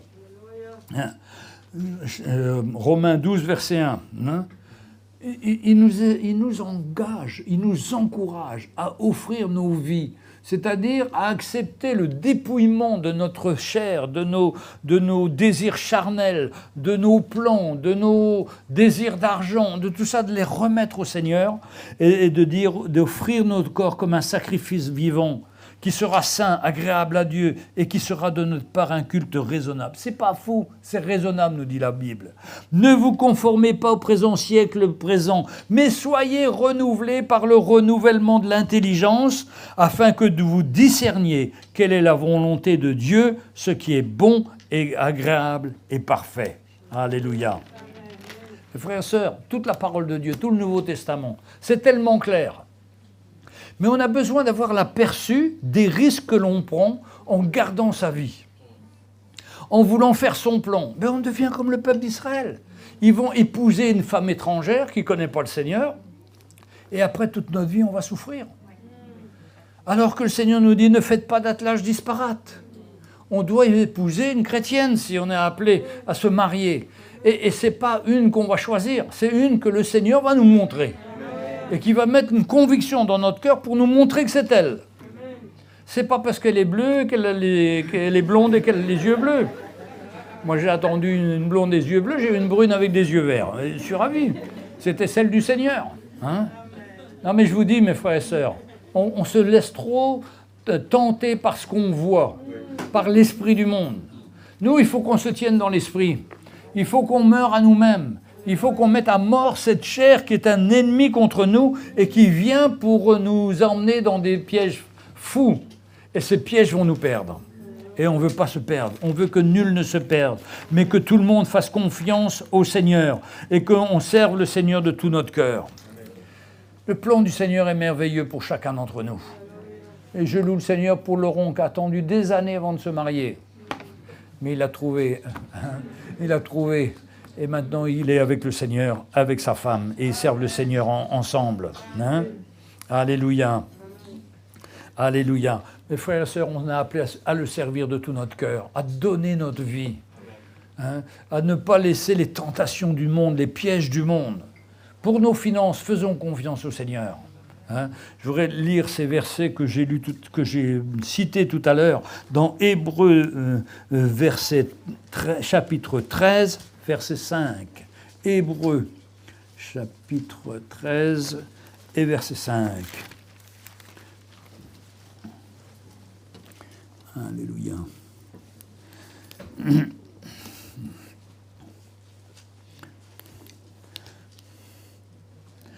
Je commence au verset 1. Hein. Persévérer dans l'amour fraternel. C'est pour nous, ça. N'oublions pas l'hospitalité, car en l'exerçant, quelques-uns ont logé des anges sans le savoir. Après, il dit, souvenez-vous des prisonniers, comme si vous étiez aussi prisonniers, de ceux qui sont maltraités comme étant vous-même dans un corps. Que le mariage soit honoré de tous et le lit conjugal exempt de souillure, car Dieu jugera les débauchés et les adultères. Verset 5. Ne vous livrez pas à l'amour de l'argent. Contentez de ce que vous avez, car Dieu lui-même a dit « Je ne te délaisserai point et je ne t'abandonnerai point ». C'est donc avec assurance que nous pouvons dire « Le Seigneur est mon aide, je ne craindrai rien. Que peut me faire un homme ?» Alléluia. Les frères et sœurs, on doit apprendre à faire confiance au Seigneur. Ce qui est extraordinaire, c'est qu'on dit souvent que les femmes sont plus faibles que les hommes, plus inquiètes, qui ont besoin d'être rassurées. Mais moi, dans les finances, ma femme a toujours été une assurance. Elle avait toujours une assurance, elle ne craignait point. Et ça, c'est vraiment une grâce. Et je veux vraiment vous encourager les uns et les autres, les épouses, à être des soutiens pour vos maris. Parce que je ne sais pas, pour moi, je ne suis pas peut-être le seul homme, mais je me suis toujours fait du souci pour les finances jusqu'à un certain temps. Mais en particulier quand j'étais jeune marié, je fatiguais ma femme avec ça. Et on peut fatiguer son épouse alors qu'elle était dans la foi et elle m'encourageait. Et je lui dois beaucoup et je suis vraiment reconnaissant. Et il faut qu'ensemble, on ait une unité dans le couple. Hein, on soit là, on a tous des faiblesses, le mari comme la femme. Mais le conjoint doit voir la faiblesse de son mari, prier pour lui, s'attendre à la grâce du Seigneur. Et qu'on puisse remplacer nos craintes et nos doutes par la foi et la confiance dans le Seigneur. Parce que Dieu est fidèle. Il ne permettra pas qu'on manque. Il le dit lui-même. Car Dieu lui-même a dit « Je ne te délaisserai pas et je ne t'abandonnerai point ». C'est donc avec assurance qu'on peut dire « Le Seigneur est mon aide, je ne craindrai rien ». Vous savez combien de fois on parle et dit « Oh, j'ai peur de ci, j'ai peur de ça ». Non, il ne faut pas avoir peur. Il faut faire confiance au Seigneur. Parce que quand on a peur, c'est qu'on doute du Seigneur. Mais au contraire, si on dit « Non, Seigneur, je te fais confiance en toi. Je ne sais pas comment ça va se passer, mais je m'attends à toi, tu es fidèle. » Vous savez que le Seigneur tient nos vies entre ses mains. Ce n'est pas une image, c'est une réalité. Il sait quand je me lève, quand je me couche, il sait quelles sont mes pensées. Il est toujours avec nous. Et il faut que nous ayons la foi, accepter pleinement d'être dans ses mains et dire « Seigneur, je m'attends à toi ». Ça doit être la phrase à toutes nos interrogations. Seigneur, je ne sais pas qu'est-ce que je vais faire. Pas grave, Seigneur. Tu me tiens dans mes mains, et tu me tiens dans tes bras, et je n'ai pas à craindre, parce que tu vas pourvoir, parce que toi, tu es fidèle. Toi, tu n'es pas comme les hommes qui promettent et qui ne font pas. Mais toi, tu es fidèle, Seigneur, et nous voulons nous attendre à toi. Et le peuple d'Israël est passé par des situations terribles. Il s'est éloigné du Seigneur. Hein. Encore là, dans le livre des Juges, chapitre 6, verset 1, tous les chapitres commencent par les enfants d'Israël firent ce qui déplaît à l'Éternel. Et l'Éternel les livra entre les mains de Madian pendant 7 ans. Ah là là. Et puis Dieu va lever un prophète qui va être qui celui-là. Comment il était celui-là? Voilà, Gédéon. Ça c'est l'histoire de Gédéon. Hein? Et tous les chapitres, ça commence toujours pareil. Et puis Dieu lève un homme. Et moi je dis que quand j'ai connu le Seigneur, à un moment on était découragés dans nos églises où on était. Parce que c'était la bagarre avec les anciens, ils n'étaient jamais d'accord. Le pasteur vivait une vie matérielle extraordinaire, et puis il prêchait la prospérité, puis les gens n'avaient rien. Et les gens étaient mal. Mais Dieu a suscité un prophète. Et je dis toujours, ce prophète, ce messager, c'est le frère Mickey pour nous. Pour la génération qu'on a eue. Pour nous amener à dire... Apprenez à vivre par la foi, apprenez à mourir et accepter l'évangile de la croix, qui lui, à qui on remet nos manquements, nos frustrations, et que le Seigneur nous change, le Seigneur nous change nos objectifs. Notre objectif maintenant, c'est de servir le Seigneur. Ça, c'est des bons objectifs. Quand vous êtes dans une église où on vous dit il faut être prospère, il faut réussir, il faut être briller. Il y a même une sœur qui m'a écrit cette semaine, il y avait un chant dans une église, « Brille, brille pour le Seigneur ». On n'est pas appelé à briller. Bien sûr, on brille par la foi, mais pas avec nos finances. Et son chant, c'était « Brille » justement avec les finances. Montre aux autres que tu es béni de Dieu. Non, c'est pas ça. On est béni de Dieu, c'est dans notre cœur, c'est dans notre vie. Hein, et on doit lui faire confiance. Mais quand ce message est arrivé, le message de la croix, ça a tellement une réponse pour chacun d'entre nous. Enfin, on avait la réponse à cette chair qui voulait tant de choses. Mais non, le but, c'était de mettre notre chair à mort. C'était de faire mourir notre chair et ses envies, ses désirs malsains. Non, non, Seigneur, je te fais confiance. Je ne veux pas vivre par la chair. Je veux vivre par ton esprit. Et je veux grandir dans l'esprit, afin que mon homme spirituel, il se lève dans l'esprit. Parce qu'en chacun d'entre nous, il y a un homme qui doit être spirituel. L'homme charnel, on le connaît, on l'a trop vu celui-là, il nous a trop fatigués. Là, on veut qu'il meure. Mais on veut revêtir l'homme nouveau, l'homme de l'esprit, qui va dire non à la tentation, non à tous ces pièges, non au faux évangile. Oui, Seigneur, je crois à ta parole et je vérifie ce que tu me dis, si c'est conforme à ta parole. Comme les chrétiens de Béret, dans Acte 17, verset 11. Ils vérifiaient chaque jour ce qu'on leur disait pour voir si c'était conforme à la parole. Eh bien, c'est ce que nous devons faire, mes frères et sœurs. Il y a des gens qui écoutent des choses qui sont terribles, terribles, terribles, et ils ne lisent pas dans la parole. Et après, ça emmène tout le monde dans des faux chemins, avec des faillites et des choses terribles. Mais nous avons la parole, cette grâce. Nous avons le Saint-Esprit du Seigneur qui est là pour nous aider, pour nous fortifier, pour prendre soin de nous, pour nous conduire dans le chemin, pour nous éclairer, afin qu'on ne soit pas dans les ténèbres, mais qu'on sorte des ténèbres pour marcher dans sa lumière. Nous avons tout dans sa lumière. Nous sommes bien, nous sommes dans la paix, dans la joie. On est reconnaissant. Et on sent dans notre cœur, quelle grâce de te connaître, Seigneur. Quelle grâce de laisser cette lumière venir dans nos cœurs. Au contraire, on veut enlever tout ce qui est ombre dans notre vie et laisser ta lumière pénétrer pour nous guérir, pour nous changer, nous transformer. Ça, c'est son plan. Ça vaut la peine. Ça, c'est le plan du Seigneur pour chacun. C'est pour ça que le Seigneur dit, j'ai des plans de bonheur pour toi. Pas de malheur. Le monde a des plans de malheur, mais Jésus a des plans de bonheur pour que tu aies la paix, la joie dans ton cœur, malgré tes circonstances et tes situations. Hier soir, on était dans une réunion, on avait été invité pour prêcher dans une réunion avec des frères de Madagascar, et en particulier une chanteuse, et ils nous avaient donné entre 5 et 10 minutes pour prêcher. Parce que c'était un concert en même temps, c'était pas trop facile. Mais alors ils m'ont demandé de parler 5 minutes. Bon, 5 minutes, pasteur, ça fait 10 au moins, hein, donc c'est ce que je lui ai dit. Et puis voilà, il dit, comment tu résumerais l'évangile, hein? Eh bien, l'évangile, je le résume ainsi. Dans Matthieu 16, verset 24. Jésus dit à ses disciples, si quelqu'un veut venir après moi, qu'il renonce à lui-même, qu'il se charge de sa croix et qu'il me suive.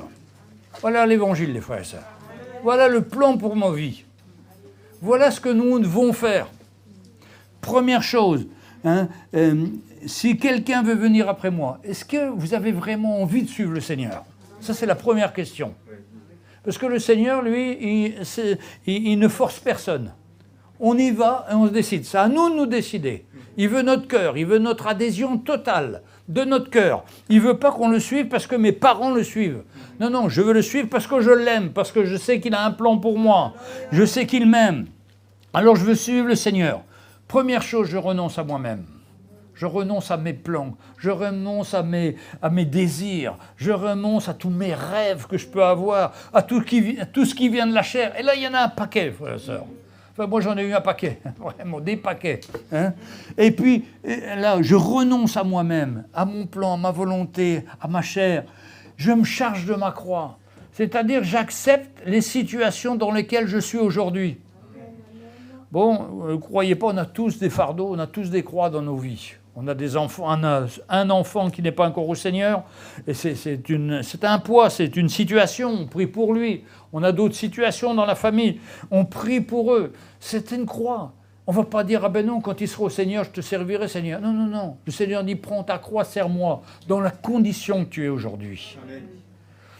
Alléluia. Renoncer à soi-même, ça veut dire, Seigneur, avant j'allais dans une église où on était vachement confortable, des bons sièges, tout ça, une bonne musique, un beau truc comme ça.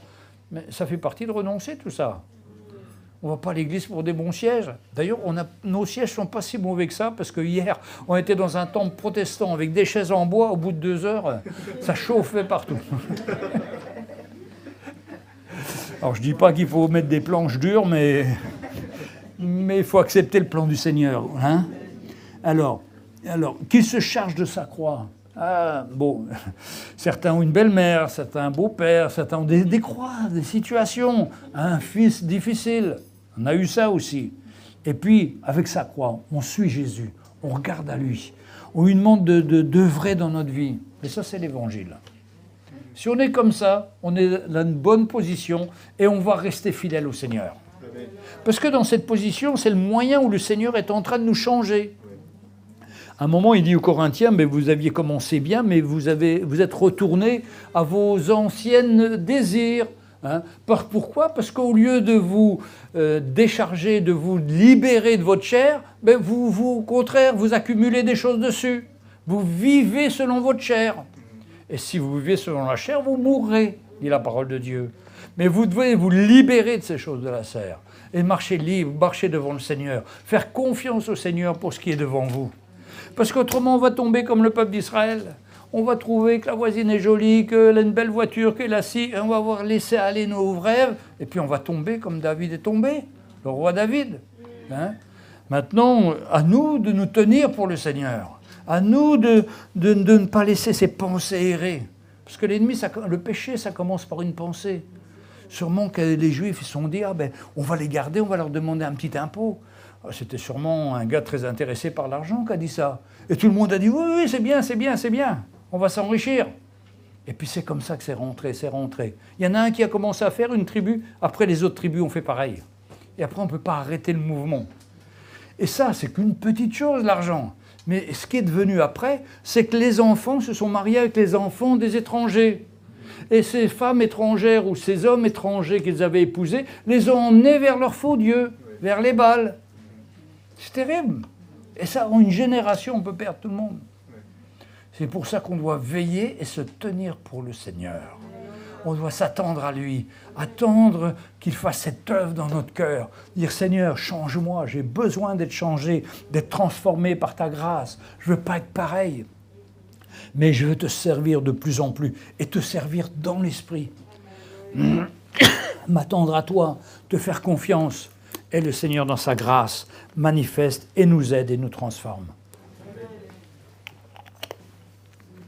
Alléluia.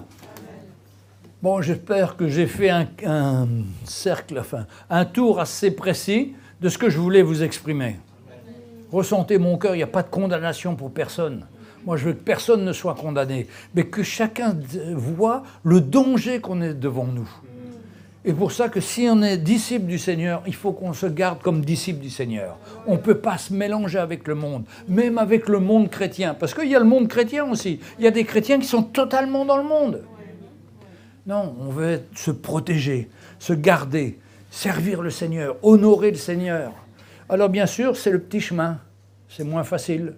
Dans le grand chemin, les sièges sont très confortables, la musique est parfaite, tout est parfait, mais ça ne change pas nos vies. Ce qui est important, c'est que nos vies changent, que le Seigneur nous transforme et mette sa grâce dans notre vie et qu'on marche avec humilité, avec un brisement du cœur, prêt à reconnaître nos erreurs, nos travers et dire « Seigneur, j'ai besoin de ton aide, j'ai besoin de ton intervention ». Peut-être ce matin, vous ressentez que vous êtes un peu loin, que vous êtes sur une route peut-être dangereuse, une route juste à la limite entre le monde et la vie du Seigneur. Eh bien, je voudrais vous dire comme Josué, à vous de décider ce que vous voulez suivre. Mais moi, je vais vous encourager à suivre le Seigneur, à prendre position contre ces choses. Parce qu'on peut être conscient qu'on est dans un domaine, on dit, au bord de la ligne rouge, mais il y a une position à prendre, il y a une décision à prendre. Et Dieu honore ceux qui prennent des décisions. J'ai toujours vu que Dieu honore les gens qui prennent des décisions qui se font violence.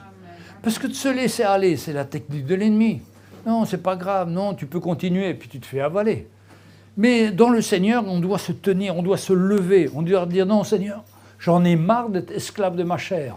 J'en ai marre d'être influençable comme ça par le monde. Non, Seigneur, je veux me tenir pour toi. Et mes frères et sœurs, c'est ce qu'on a fait comme engagement lors de notre baptême.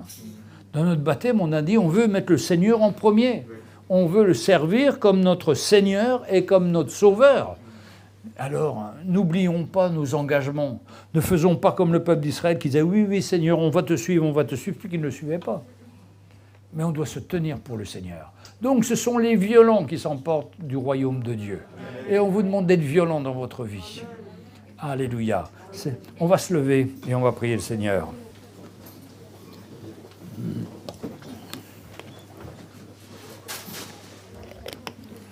Vas-y.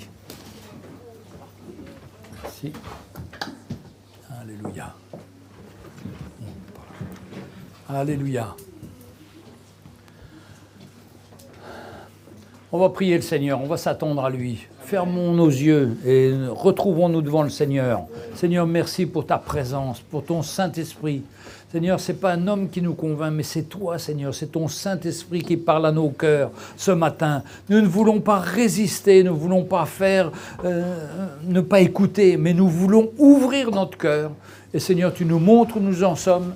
Et nous voulons être décidés, Seigneur, à te mettre toi en premier, à te servir de tout notre cœur, à voir cette chair qui réclame tellement de choses. Seigneur, tu nous appelles à mettre à mort cette chair, parce que sur la croix, tu es mort pour nous délivrer de cette chair, pour nous rendre libres eu égard de cette chair. Tu as tout accompli, Seigneur, pour chacun d'entre nous. Seigneur, alors nous ne voulons pas résister.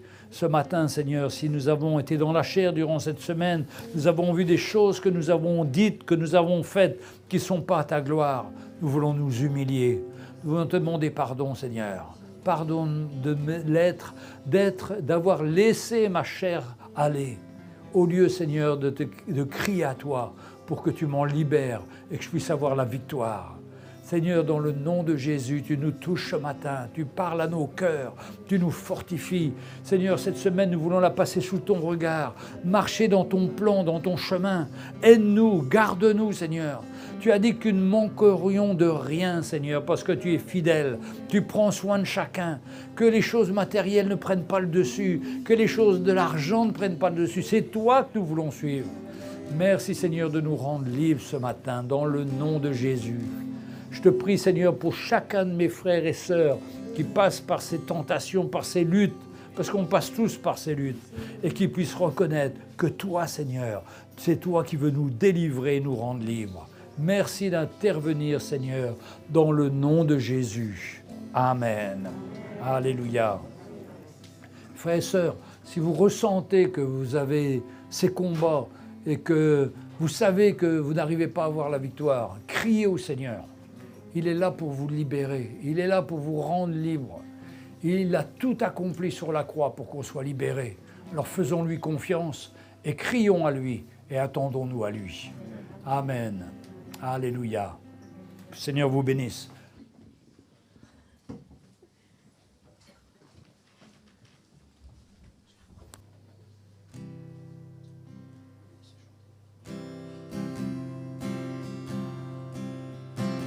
Nous voulons répondre à ton appel et être entièrement à toi. Entendre la voix de l'Esprit dans nos cœurs qui nous parle de ton sacrifice. Nous voulons continuer les souffrances de Jésus en obéissant, en donnant nos vies pour la voie glorieuse de la croix. Montre-nous tes sentiers, conduis-nous sur les voies éternelles. Nous voulons marcher sur les pas de Jésus pour entrer dans son repos. Montre-nous tes sentiers, conduis-nous sur les voies éternelles. Nous voulons marcher sur les pas de Jésus pour entrer dans son repos. Pour entrer dans son repos. Pour entrer dans son repos.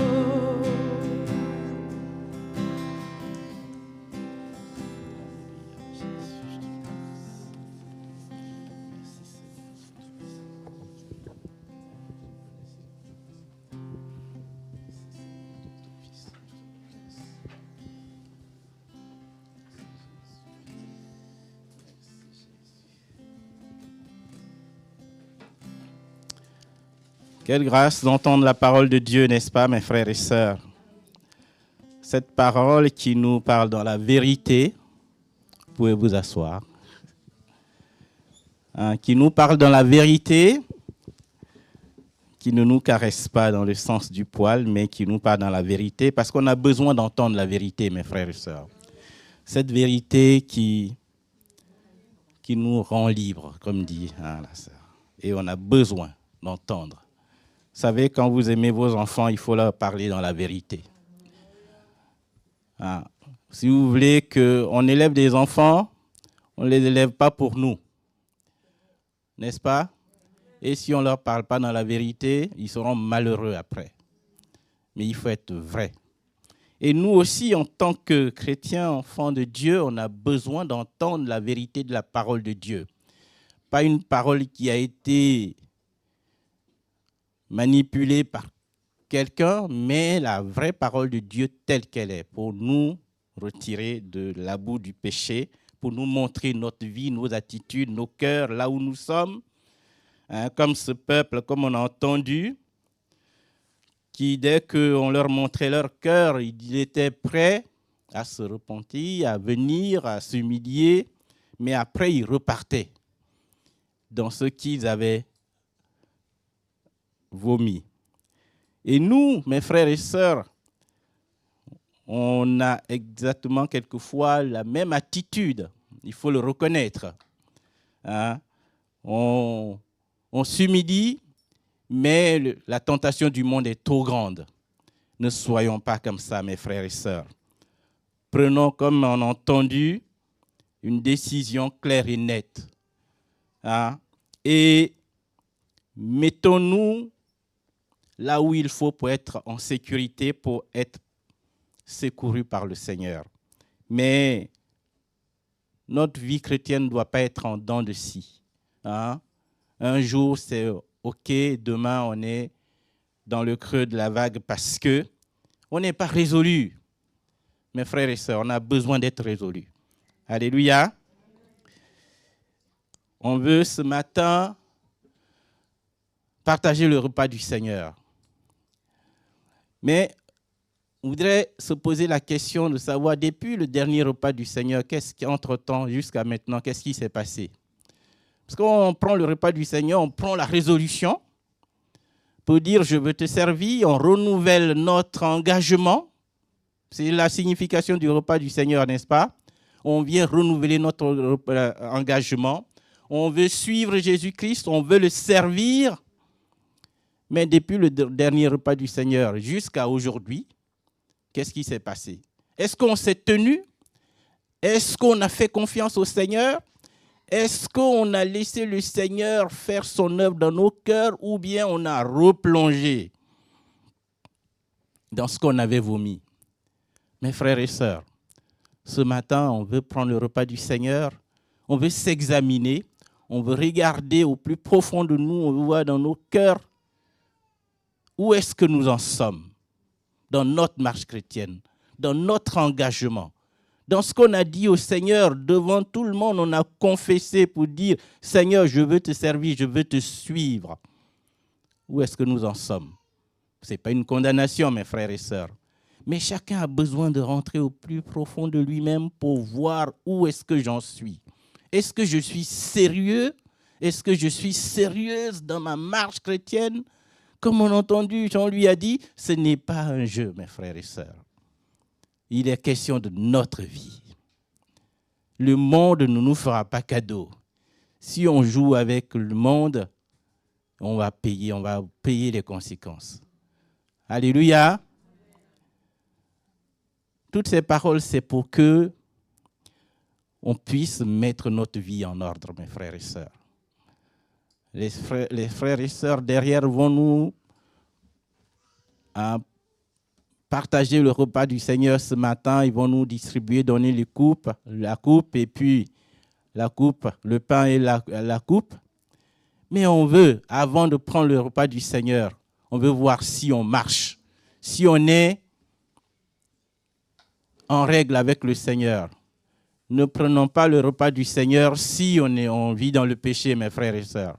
Alléluia. Ne prenons pas le repas du Seigneur si on vit dans le péché.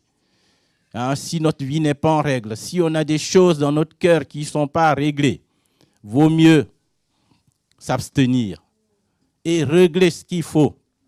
S'humilier devant le Seigneur, lui demander de nous aider. Alléluia.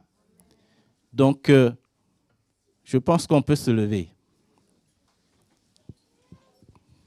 On peut se lever pendant que les frères et sœurs distribuent.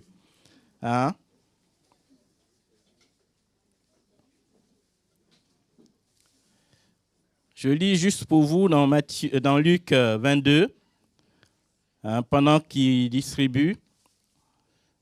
Et ayant pris une coupe et rendu grâce, il dit, « Prenez cette coupe et distribuez-la entre vous, car je vous le dis, je ne boirai plus désormais de fruits de la vigne jusqu'à ce que le royaume de Dieu soit venu. » Et ensuite, il prit du pain. Et après avoir rendu grâce, il le rompit et le leur donna en disant, « Ceci est mon corps qui est donné pour vous. Faites ceci en mémoire de moi. » Il prit de même la coupe après le souper et leur donna en disant, « Cette coupe est la nouvelle alliance en mon sang qui est répandue pour vous. » Il faut qu'on se rende compte, mes frères et sœurs, de la signification, de la portée de ce que nous sommes en train de faire ce matin. C'est la coupe en son sang, la coupe de la nouvelle alliance. Et il dit, faites ceci en mémoire de moi. Et on s'engage, mes frères et sœurs, à le suivre, à le servir. Ne faisons pas comme le peuple juif qui était prêt à dire, ok, on a péché, mais qui repartait. Mes frères et sœurs, une fois pour toutes, ne laissons pas le monde et sa séduction nous fatiguer dans notre marche chrétienne. Mais tenons-nous une fois pour toutes. Et cela est possible, ne disons pas que ce n'est pas possible. Parce que nous avons tout ce qu'il faut. Le Seigneur nous a donné sa parole. Il nous a donné la repentance. Il nous a donné le pardon. Il nous a donné toute sa vérité pour qu'on puisse régler notre vie. Alléluia. On veut prier ce matin le Seigneur. Et on veut lui faire confiance pour ce qui est devant nous. Seigneur, nous bénissons ton nom, nous te rendons grâce. Merci pour ce moment que tu permets, où tu nous appelles encore, Seigneur, à venir, une fois de plus, à regarder au plus profond de nous, dans nos cœurs, Seigneur, pour voir si nous sommes en règle, si nous sommes en accord avec toi, si on ne se séduit pas. Et pardonne-nous ce matin si nous sommes dans une telle situation. Parce que tu veux nous amener à te connaître davantage, à être des disciples, des filles dans la maison, qui se tiennent pour les messages, qui se tiennent pour l'évangile, qui se séparent pour te servir. Merci pour ce moment que nous partageons. Aide-nous tous à tenir bon. Aide-nous à tenir bon. Aide-nous à être vrais. Aide-nous à être sincères dans notre marche chrétienne. Que toute la gloire te soit rendue, Seigneur. Merci pour ce pain qui représente ton corps qui a été brisé pour nous. Et cette coupe, Seigneur, qui est ton sang, le sang de la nouvelle alliance, Seigneur. Merci, Jésus. Bénis chacun de nous ce matin. Et bénis ce moment. À toi la gloire, à toi la louange. Allons prendre le pain et allons prendre la coupe, mes frères et sœurs.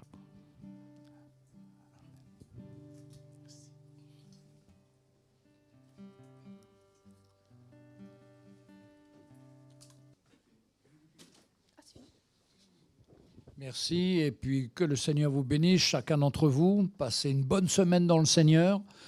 Allez lire l'Ancien Testament et regardez votre vie. Ça va vous encourager, les frères et sœurs. La parole de Dieu, elle est là pour nous fortifier. Que le Seigneur vous bénisse, et puis à bientôt.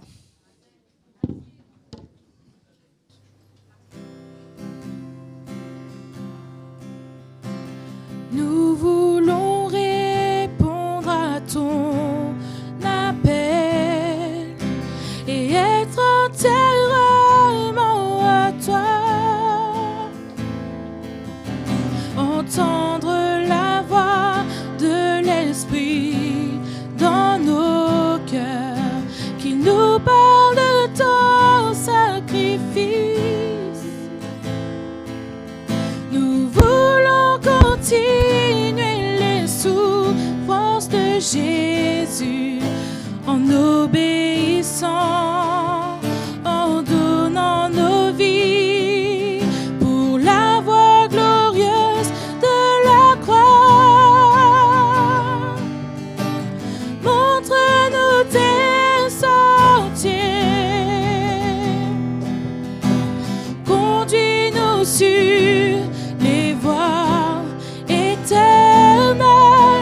Nous voulons marcher sur les pas de Jésus pour entrer dans son repos.